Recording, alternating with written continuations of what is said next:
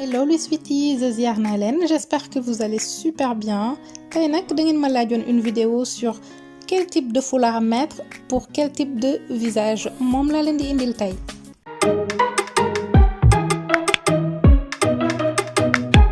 Donc ma ñëw tey pour présenter leen en fait très rapidement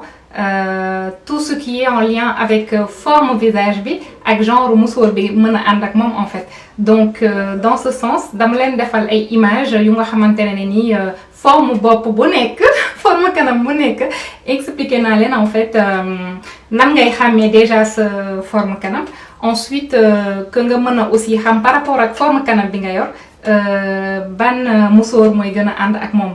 Ah, parce que kanam bu nekk mënul def musoor yépp qu'on se le dise. Et donc du coup par rapport à forme visage yi nga xam ne moo gën a fréquent c'est plutôt ovale en fait. Ovale c'est-à-dire day xaw a mel ni kanam bu yaatu bu pourquoi yaatu kanam bu gudd mais en fait fii ak fii ñoo tolloo mais dafay xaw a nekk dans la longueur, d'accord? Donc am nañ forme kanam boobu ànd na ak lépp en fait. Franchement ànd na ak lépp kanam boobu moom ku ko am machallah tu peux faire tous les musoors que tu veux, toutes les coiffures que tu veux dafay ànd ak sa kanam machallah. Donc y a pas de restriction, mën nga def lu la neex. Ensuite ñu am forme kanam bi nga xamante ne bu rond lay doon. Donc kanam yu rond yi yooyu en fait xamee nañ leen rond quoi, rond c'est-à-dire boo defee nii def nii ñoo tolloo longueur bi ak longueur bi ñoo tolloo. Genre kanam yooyu noonu booy def musoor da ngay xaw a def en fait musoor yu nga xamante ne nii dafay am genre ay franges. Donc musoor bu am mouvement nii ci kanam bi ci front bi wala nga am musoor bu nga xamante ne day gudd yaatu am volume mais dafay ñëw en fait ba ci sa épaule yi en fait ou dépasser un peu si tu veux hein. Donc voilà. Et par contre pour genre kanam yu rond yi comme je disais ce qu'il faut éviter mooy nga def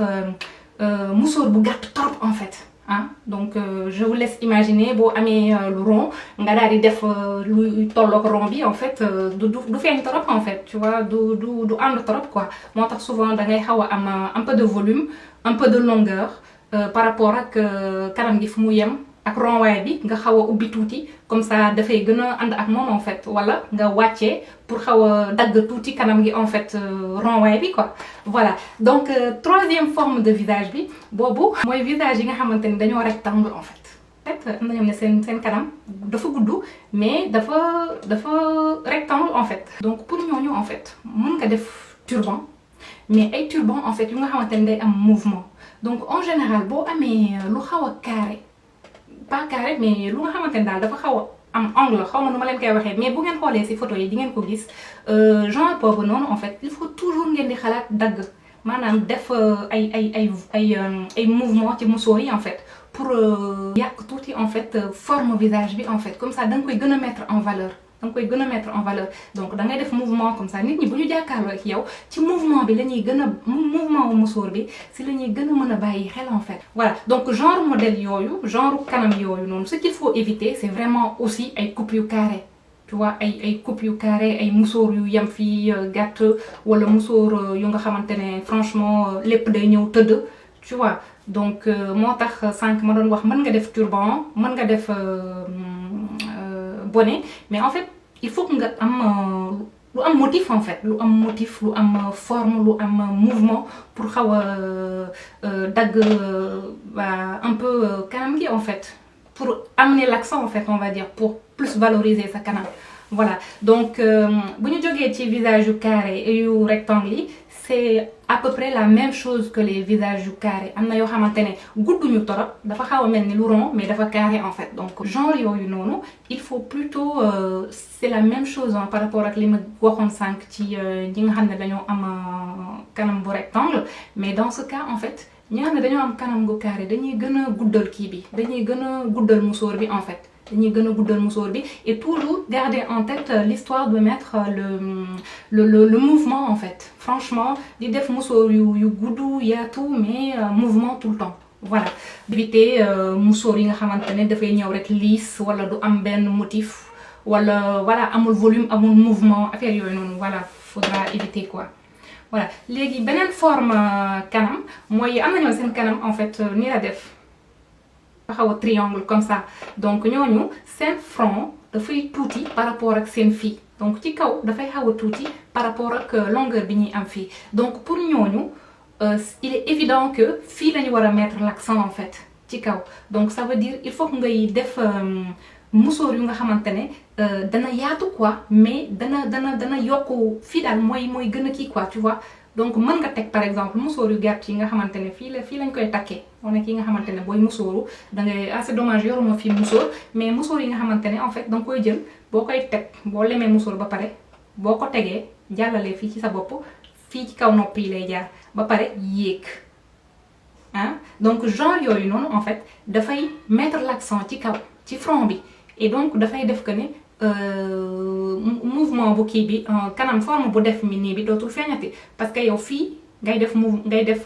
comment dirais-je ngay mettre l'accent donc ngay def ce mouvement musóor ce voilà donc genre musóor yooyu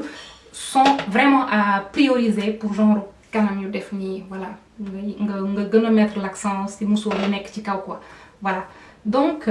ce qui veut dire que pour genre kanam yooyu bonnet yi comme sama genre bonnet yi da nga koy éviter en fait sinon booy def genre bonnet yi wala ngay def turban da ngay def lu nga xamante ne dafay am toujours xam nga turban yi nga xamante ne mën nga ci génne ay motifs là tu mets l'accent en haut et nga daal di fëlaale voilà donc à l'inverse am nañ beneen forme kanam à l'inverse de ça triangle bu def nii am na ñam ne seen kanam ni la def genre cœur la en fait ah donc front bi fii mooy yaatu et sew nii quoi ñi nga xamante ne seen kanam nii la def donc ñooñu dañuy éviter plutôt en fait di def aussi ay bonnet dañuy éviter tamit en fait di mettre ay musóor yu rëy torop fii en fait parce que bu musóor bi yéegee torop dañuy gis sewaayu fii nii en fait ci suuf donc plutôt da ngay def musóor yu am mën na am volume am jëmm mais en fait day nekk musóor bu nga xamante ne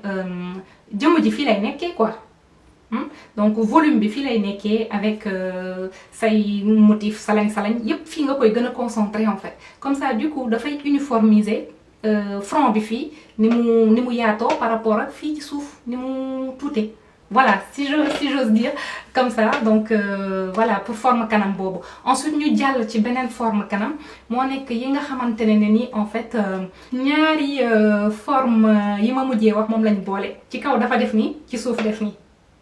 je sais pas si c'est assez clair mais en gros am na ñoom seen kanam moom la ñuy wooyee kanam en forme de diamant wala en forme hexagonale en fait genre yooyu noonu booy def musóor mën nga def musóor bu am volume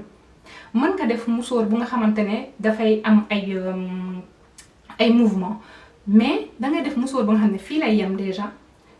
à peu près ba pare teg si dangay def musóor bu nga xamante ne lu bari ay falax mouvement géométrique xam nga ay takk fii tekki fee fëlaale fee il faut nga xaw a uniformiser en fait ce musóor bi loolu laa bëgg a wax parce que sinon en fait ça fait trop de formes géométriques en fait pour kanam bi donc genre yooyu rek daal ngay éviter di éviter aussi ay musóor yu nga xamante ne daal voilà dafay am ay booy def sa genre kanam yooyu booy def sa musóor doo fi def benn volant wala doo fi def dara daal booy def say volant wala say salañ-salañ côté yi nga koy def côté yi pour mu xaw a muur un peu forme triangle bi si kii bi si suuf fii nii léegi je pense que j'ai fait les 5 le dernier en fait mooy yi nga xamante ne foog naa sama kanam gi genre boobu la voilà ma egsi ci sama genre yi kanam yi day gudd day gudd ba pare sew sama genre yi kanam yu gudd yi te sew donc genre yooyu noonu en fait da ngay def ay musóor yu am volume mën nga def aussi ay bonnet ça peut aller su fekkee ne yow ça te dérange pas mën nga def ay bonnet man personnellement j'adore les bonnets man en général le plus souvent bonnet lay doxantoo quoi donc j'adore les bonnets mais voilà su vraiment bëggee mettre en valeur sa kanam il faut ngay def ay musóor yu am jëmm di def sa kii quoi di def lu am volume wala nga def turban bu nga xamante ne da ngay sànni ci côté bi takkee nii sànni ci côté bi wala nga def yu am nœud aussi c'est mën nga def forme géométrique bu la neex par contre pour kanam googu mais c'est juste que il faut que mu xaw a am jëmm tuuti en fait pour nëbb sewaayu kanam gi donc man mooy sama genre mais sagam man dama bëgg bonnet donc j'en mets tout le temps mais bon voilà vous faites comme vous voulez là c'est pour finir juste pour finir il faut nga éviter en fait di def musóor yu nga xamante ne day yéeg trop ci kaw en fait ba xam ne fii du am volume mais day yéeg quoi donc genre yooyu noonu dafay gën a génne suñu kanam yi voilà donc c'est juste pour vous résumer ça xam naa ne gudd na di leen remercier bu baax a baax et je vous dis bisous à tout le monde et à très bientôt inchallah ciao